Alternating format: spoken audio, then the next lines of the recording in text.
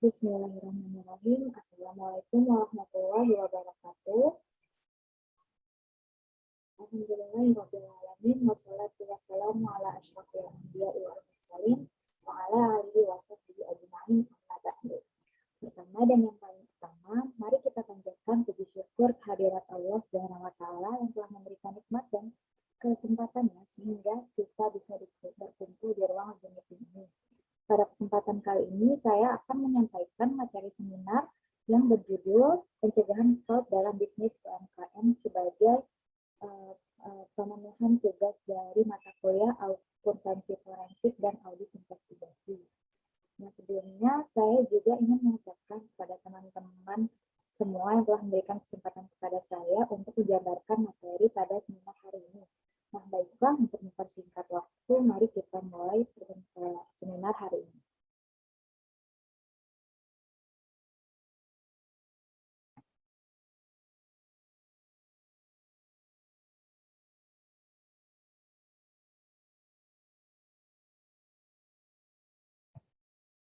Nah, berikut adalah profil singkat dari saya. Untuk pendidikan saya sendiri, dulu di D3 Akuntansi Vokasi IPB, dan sekarang sedang mengenyam pendidikan untuk S1 Akuntansi Transfer di UMS. Nah, untuk pengalamannya sendiri, saya pernah menjadi relawan pajak di KPP Pratama Bogor, pernah magang bagian auditor di kantor akuntan publik Suryadi dan Riza pada tahun 2019 dan di KPSP pada tahun 2021. Saya juga pernah memiliki pengalaman kerja di PT Nadine Media Tama sebagai admin pajak pada tahun 2019 sampai 2020. Nah, adapun sertifikasi yang pernah saya dapatkan yaitu seperti sertifikat untuk brevet A dan B, sertifikat Middle Accounting Technician, dan sertifikat Accounting Technician untuk yang SAK etap dan untuk Corporate Income Tax. Nah, topik bahasan yang akan saya bahas di seminar hari ini, yang pertama ada pendahuluan, yang kedua ada pemahaman atas pengertian fraud, yang ketiga ada fraud pada UMKM, yang keempat ada pencegahan dan pendeteksian fraud, yang kelima ada metode pendeteksian fraud, yang keenam ada langkah-langkah pencegahan fraud, dan yang terakhir ada kesimpulan.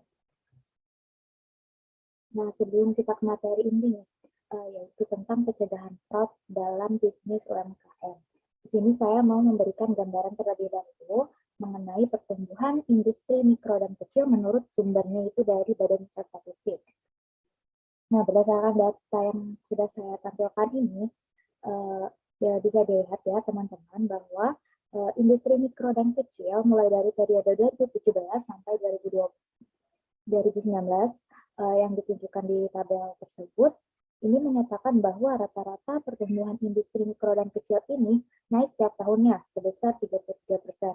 Nah, kalau dilihat angka di tabel tersebut, tentunya sektor UMKM memiliki peran yang sangat penting dalam pembangunan perekonomian di Indonesia.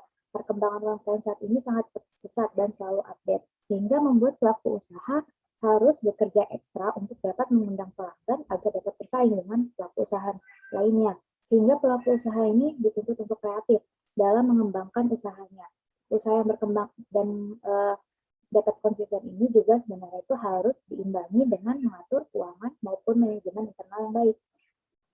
Nah, masih sangat banyak nih pelaku usaha yang tidak mengerti dan mengabaikan dari pengelolaan keuangan maupun pengelolaan manajemen itu sendiri. Nah, untuk dapat konsisten, untuk membuat dapat konsisten dalam perencanaan pengelolaan itu, menurut mereka itu masih sangat sulit. Hal ini karena pengelolaan keuangan atau pengelolaan manajemen kepada perusahaan itu biasanya dilakukan oleh perusahaan yang besar atau yang sudah bersifat tetap, sehingga lebih mudah bagi pelaku usaha untuk dapat menerapkannya. Nah, selanjutnya, akibat buruknya pengelolaan dana di perusahaan UMKM ini, jadi si UMKM ini tidak dapat mencegah, mendeteksi, maupun mengkoreksi tindak kecurangan yang terjadi di UMKM tersebut. Nah, sangat banyak dari pelaku UMKM yang merasa bahwa usaha mereka yang mereka jalankan itu sudah berjalan normal, namun tidak memiliki perkembangan. Nah, hal ini bisa saja menjadi suatu pertanyaan. Bagaimana sih dengan laba yang didapatkan setiap periode, aset tidak berwujud hingga aset berwujud? yang dimiliki UMKM tersebut. Nah, hal tersebut ini bisa menjadi indikasi bahwa bisa aja nih terjadi kecurangan atau fraud yang terjadi di UMKM tersebut. Selanjutnya, ada pemahaman atas pengertian fraud. Nah, kalau untuk pengertian fraud dari Webster New World Dictionary, fraud adalah terminologi umum yang mencakup beragam makna tentang kecerdikan, akal bulus, untuk mendapatkan suatu keuntungan di atas orang lain melalui cara penyajian yang salah. Nah, tidak ada aturan baku dan pasti yang dapat digunakan sebagai kata yang lebih untuk memberikan makna lain tentang fraud, kecuali cara melakukan tipu daya secara tidak wajar dan cerdik sehingga orang lain menjadi terpercaya. Salah satunya yang dapat menjadi batasan tentang fraud adalah biasanya itu dilakukan oleh mereka-mereka yang tidak jujur dan penuh tipu muslihat. Nah, dari pengertian ini, kita bisa mengambil kesimpulan ya, secara umum fraud itu mengandung 3 unsur penting. Itu yang pertama adalah tidak jujur, yang kedua ada kesengajaan atau ada niat dari si pelakunya, dan yang terakhir ada keuntungan yang merugikan orang lain. Nah, fraud ini tidak sama dengan ketidaksengajaan. Contohnya itu jika misalkan seorang petugas bagian keuangan melakukan salah catat nih, melakukan kesalahan mencatat misalnya suatu transaksi pembayaran atau pengeluaran. Nah, kesalahan yang dilakukan si petugas ini mengakibatkan kesalahan dalam pembuatan penyajian laporan keuangan.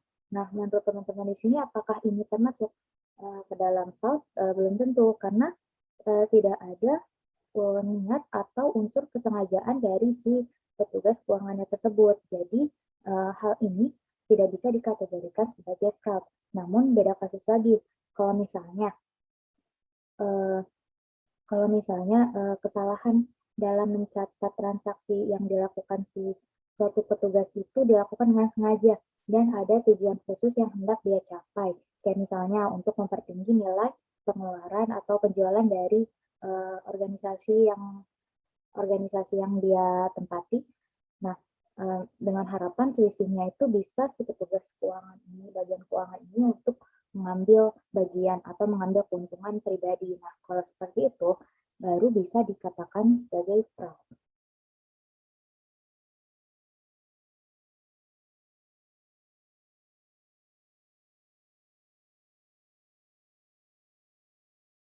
Selanjutnya mengenai fraud yang biasanya yang terjadi pada UMKM.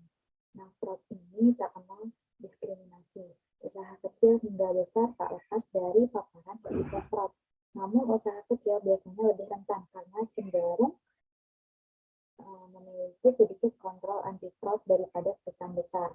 Nah, kalau untuk menurut laporan Mission on Occupational Fraud and Abuse tahun 2018, fraud menyebabkan perusahaan kecil atau perusahaan yang karyawannya itu kurang dari 100 orang kehilangan rata-rata 200.000 US dollar per tahun atau setara dengan 2,8 miliar rupiah per tahun.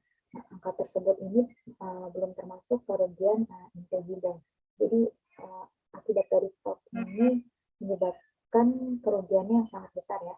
Nah, untuk kasus fraud pada UMKM sendiri, saya menemukan salah satunya yaitu yang terjadi pada TV Kondang Murah dan PT Muncul Lestari Makmur Mandiri yang merupakan salah satu perusahaan sektor UMKM di Kota Solo yang terungkap pada bulan Mei 2013 nih. Perusahaan yang bergerak di bidang perkayuan ini diduga melakukan pengembangan pajak lebih dari 9 miliar. Wah, berdasarkan fakta di persidangan, Budianti sebagai direktur yang dijadikan terdakwa pada kasus ini, dua perusahaan tersebut memang telah melakukan manipulasi laporan keuangan tahunan ke kantor pajak sejak tahun 2007.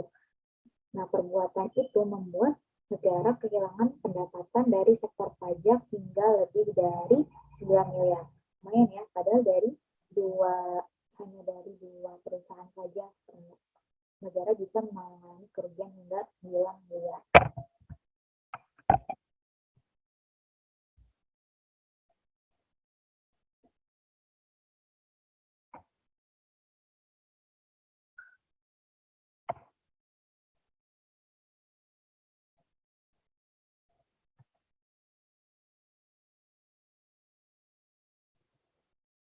Maaf atas keterlambatan dari programnya, agak sedikit macet ya teman-teman.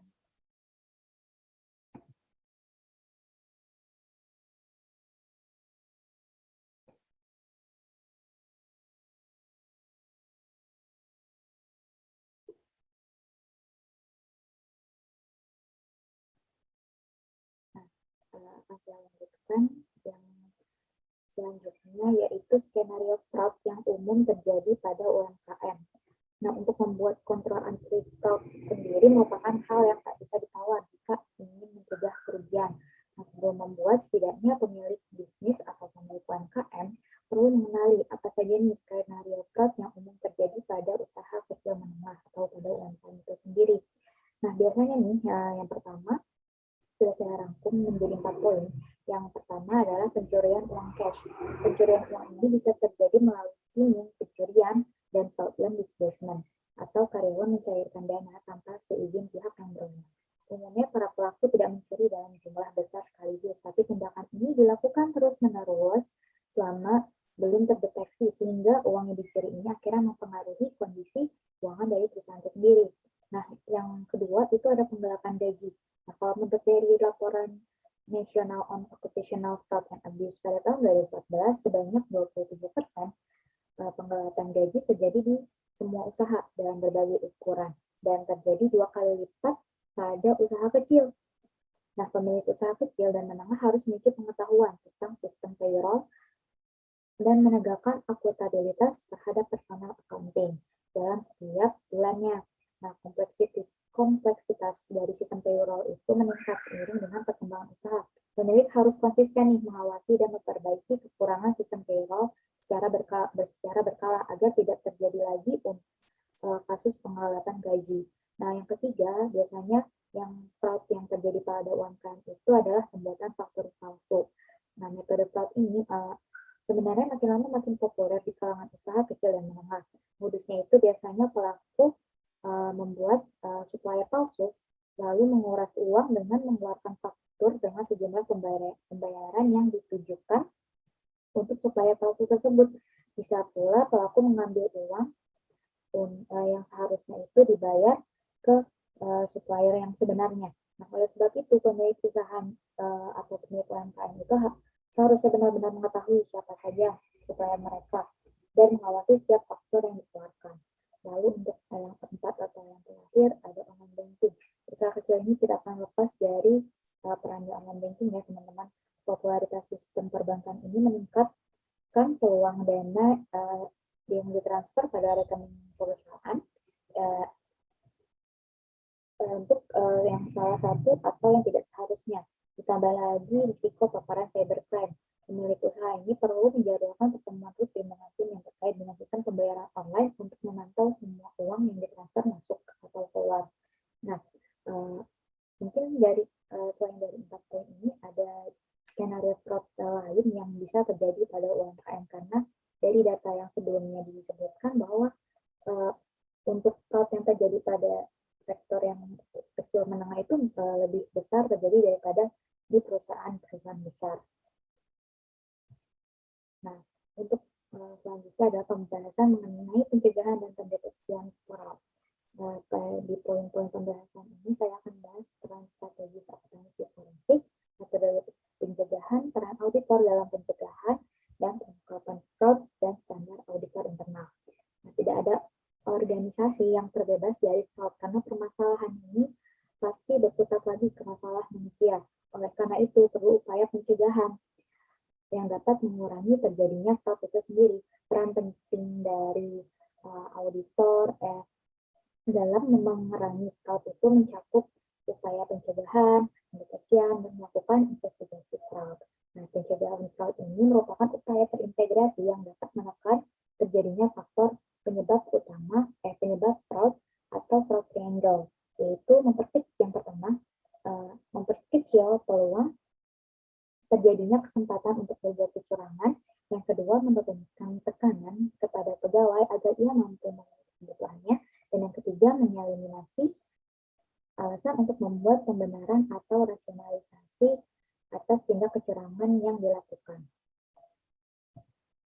Selanjutnya ada peran strategis akuntansi forensik. Nah, lebih lanjut beberapa tahapan akuntansi forensik dalam mendeteksi hingga mengungkap praktik kecurangan atau fraud, seperti meliputi identifikasi dulu masalahnya, lalu selanjutnya lakukan pembicaraan dengan klien, yang dilanjutkan dengan pemeriksaan pendahuluan, lalu dilanjut lagi untuk pengembangan rencana pemeriksaan bagaimana selanjutnya, yang jika sudah di-ACC, selanjutnya melakukan pemeriksaan lanjutan, dan berakhir pada penyusunan laporan.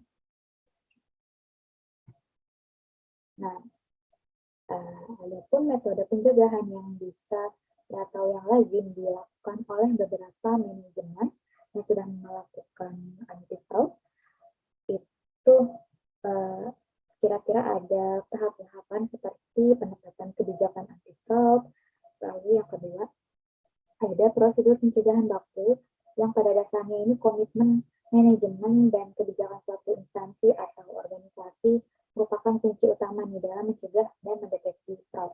Namun demikian harus pula dilengkapi dengan prosedur penanganan pencegahan secara tertulis dan ditetapkan secara baku sebagai media pendukung. Secara umum prosedur pencegahan ini, pencegahan baku ini harus memuat pengendalian intern, sistem review dan operasi memadai bagi sistem komputer, dan adanya prosedur pendeteksi fraud secara otomatis atau built-in dalam sistem tersebut.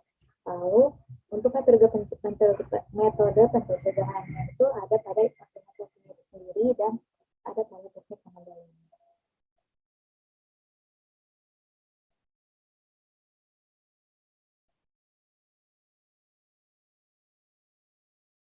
Nah, selanjutnya ada peran auditor dalam pencegahan fraud. Nah, internal auditor itu pasti dituntut untuk waspada terhadap setiap hal yang menunjukkan adanya kemungkinan fraud, yang mencakup identifikasi titik-titik kritis terhadap kemungkinan terjadinya fraud, dan penilaian terhadap sistem pengendalian yang ada, dimulai sejak lingkungan pengendalian hingga pemantauan terhadap penerapan sistem pengendalian. Nah, seandainya nih terjadi fraud, internal auditor itu bertanggung jawab untuk membantu manajemen mencegah fraud dengan melakukan pengujian dan evaluasi keandalan dan efektivitas dari pengendalian. Seiring dengan potensi risiko terjadinya fraud dalam berbagai segmen, tidak hanya dukungan dari manajemen puncak, internal auditor juga harus mendapat sumber daya yang memadai dalam rangka memenuhi misinya untuk mencegah kecurangan.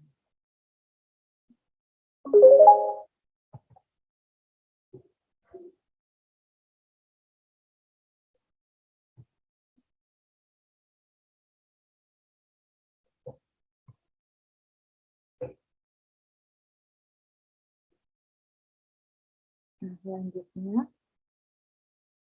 pengungkapan fraud dan standar auditor internal.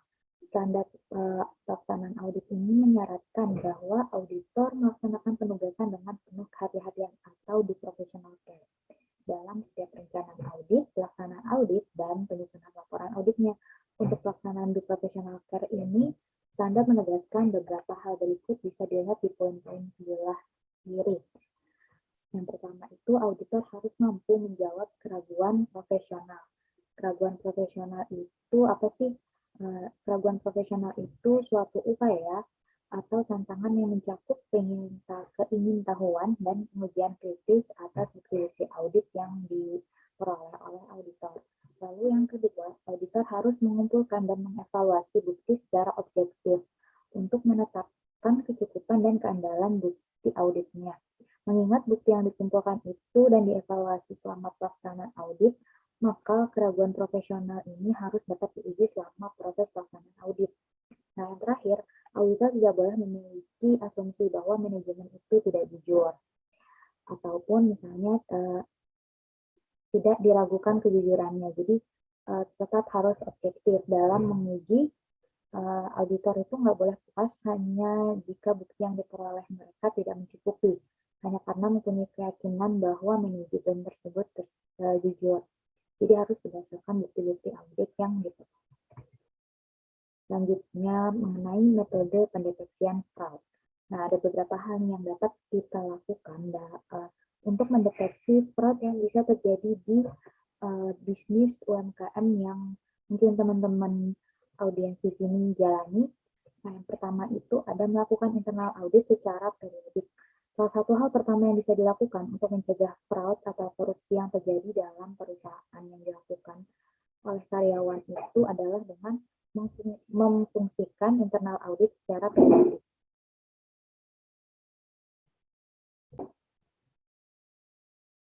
Mungkin memang sumber daya manusianya kurang memadai, namun hal ini seharusnya menjadi perhatian pihak perusahaan jika memang mau mencegah kecurangan itu terjadi.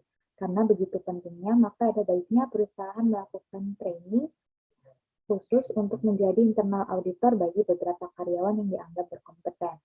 Internal auditor ini nantinya tak hanya akan melakukan tindakan pencegahan fraud atau korupsi, tetapi juga harus mampu memberikan solusi terhadap masalah yang sedang dihadapi perusahaan atau instansi tersebut. Lalu selanjutnya yang kedua ada membuat dan menerapkan SOP dengan baik. SOP atau Standard Operational Procedure ini sering hanya dianggap sebagai aturan formalitas yang teoritis, yang akibatnya kadang banyak yang tahapan SOP yang diabaikan oleh karyawan. Selain itu, tingginya tuntutan dan ketatnya tenggat kadang juga memaksa para karyawan untuk melompati beberapa prosedur dari SOP tersebut. Nah, hal ini lantas bisa memicu terjadinya fraud atau kecurangan, karena ada beberapa step atau langkah prosedur yang dilompati oleh karyawan dan dihiraukan. Nah, untuk mencegah kecurangan itu terjadi, setiap karyawan sebaiknya disiplin dalam mematuhi SOP setiap perusahaan yang sudah ditetapkan. Perusahaan mungkin dapat mendorong kedisiplinan perusahaan dari karyawan-karyawan tersebut dengan menerapkan seperti sistem reward dan punishment. Dengan pantauan yang ketat pada SOP, maka jika ada kecurangan terjadi, maka hal itu bisa dideteksi sedini mungkin. Dan apabila ada tindak kecurangan dapat di-tracking lebih lanjut karena sudah sesuai dengan SOP yang berlaku. Lalu yang terakhir ada melakukan reformasi sistem. Institusi bisnis zaman sekarang dapat menggunakan teknologi untuk melakukan reformasi sistem.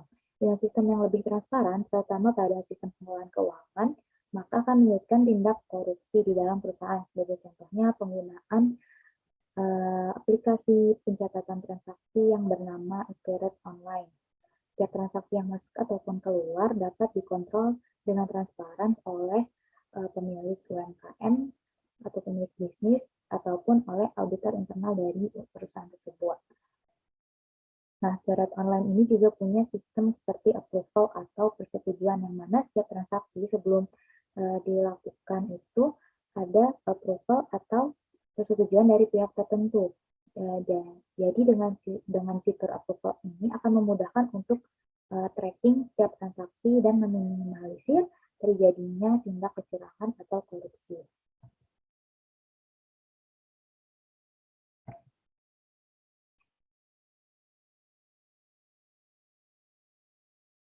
Nah, yang terakhir, kesimpulan yang bisa saya ambil dari seminar kali ini, ada sebuah ungkapan yang kerap dikatakan oleh Bang Nati. Mungkin ini teman-teman sering melihat di buku ya waktu masih umur SD, sekitar SD. Nah, bunyinya itu kejahatan ada karena ada kesempatan. Waspadalah, waspadalah.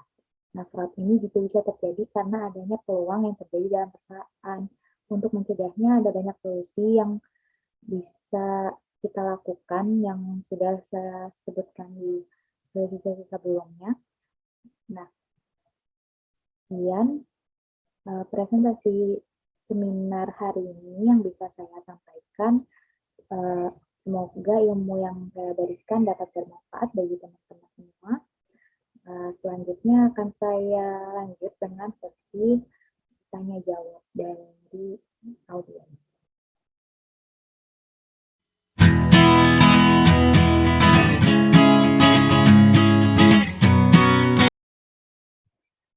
Baik, segitu saja presentasi dari saya. Mungkin akan saya lanjutkan dengan sesi tanya jawab. Mungkin untuk peserta seminar di sini ada yang ingin bertanya, dipersilahkan. Saya izin bertanya, nama saya Edward Simaker. Saya izin bertanya, apa faktor yang menyebabkan seseorang melakukan kecurangan pada UMKM? Terima kasih. Baik, Mas Atul, saya tampung dulu ya pertanyaannya. Mungkin teman-teman yang lain ada yang ingin bertanya lagi? Saya izin bertanya, apakah diperbolehkan? Baik, silakan. Kayaknya jangan kamu deh. Alif aja dah, Alif. Alif, kamu Jadi aja. Alif. Aku diem Gak aja. apa-apa, nggak usah di stop. Nggak usah di stop ya. Lanjut. Mohon izin bertanya, Mbak, terkait tadi kalau nggak salah di slide skenario yang umum terjadi pada UMKM. Nah, menurut Mbak sendiri nih ya, apa yang dimaksud dengan pencucian uang melalui skimming? Nah, itu maksud dari skimming menurut Mbak Nur Anissa Baldani seperti apa? Lalu upaya apa yang bisa dilakukan UMKM dalam mencegah skimming tersebut? Apakah sudah bisa dipahami, Mbak, pertanyaan saya? Iya, baik. Intinya tentang skimming yang terjadi pada UMKM ya. Oke, mungkin ada lagi yang ingin bertanya? Oke, mungkin sudah tidak ada yang ingin bertanya. Baik, saya jawab satu persatu ya pertanyaannya. Yang pertama dari Mas Ayatul Adnan. Tadi itu menanyakan tentang faktor yang menyebabkan seseorang itu melakukan kecurangan pada UMKM ya, atau faktor seseorang melakukan fraud pada UMKM.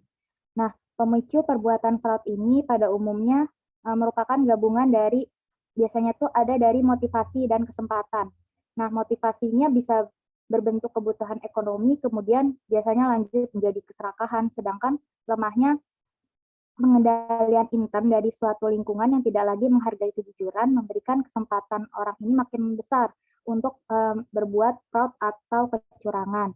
Nah, motivasi dan kesempatan ini saling berhubungan. Semakin besar kebutuhan ekonomi seseorang ini yang bekerja di dalam suatu organisasi, yang pengendalian internalnya itu lemah, maka motivasinya untuk melakukan fraud juga akan semakin kuat. Nah, adapun faktor-faktor yang menjadi pendorong untuk seorang melakukan fraud, seperti mengalami tekanan. Nah, tekanan di sini tentunya bukan cuma tekanan ekonomi saja, seperti yang kita tahu nih, dalam kondisi ekonomi yang buruk seperti pandemi COVID saat ini, ada banyak orang yang membutuhkan uang, dan dalam sejumlah uang yang besar untuk memenuhi kebutuhan hariannya mereka.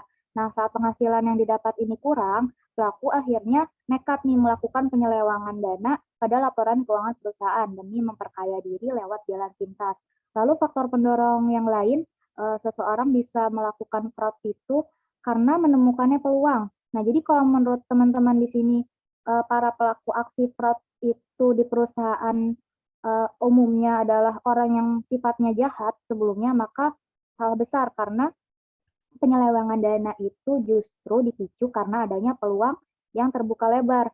Adanya kesempatan menjadi orang yang awalnya bekerja dengan profesional itu jadi tergiur dan akhirnya terjebak melakukan fraud tanpa logika.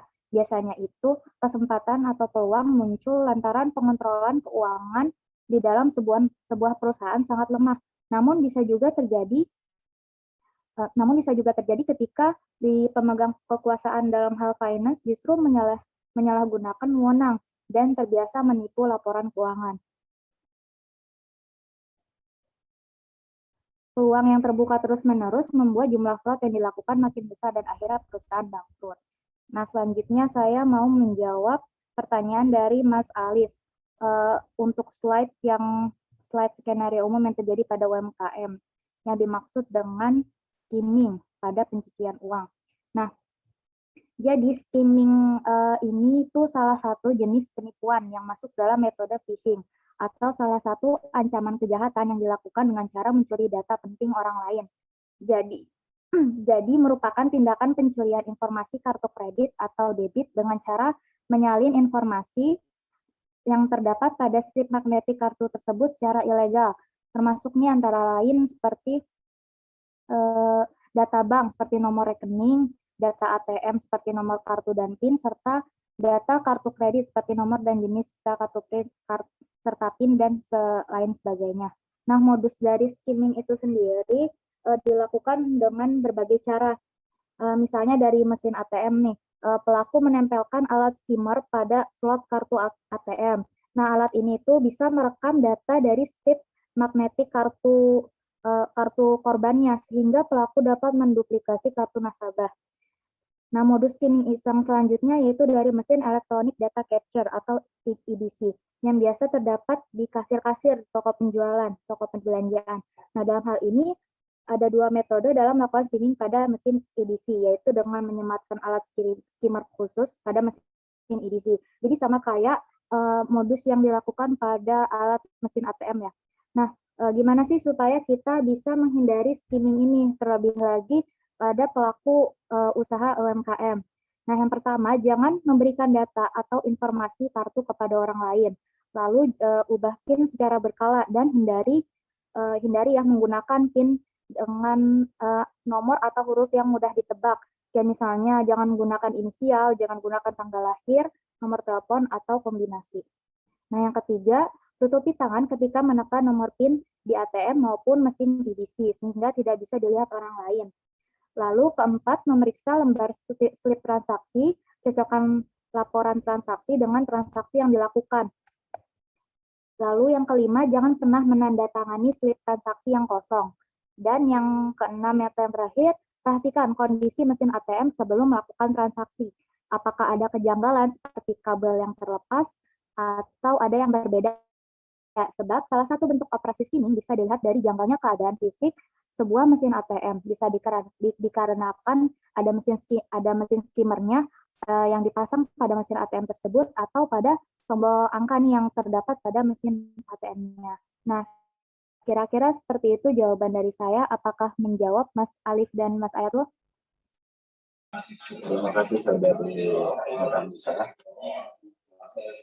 Terima kasih kembali Mas Ayatullah. Untuk Mas Alif, apakah sudah menjawab? Siap, terima kasih. Siap, terima kasih Mbak Nurhanisa Bagan. Oke, sama-sama Mas Alif dan Mas Hayatul. Oke, mungkin sekian dulu seminar yang bisa saya lakukan hari ini. Terima kasih teman-teman semua atas partisipasinya. Wabillahi taufiq wal hidayah. Wassalamualaikum warahmatullahi wabarakatuh. Waalaikumsalam warahmatullahi wabarakatuh. Terima kasih. Waalaikumsalam warahmatullahi wabarakatuh. Sama-sama.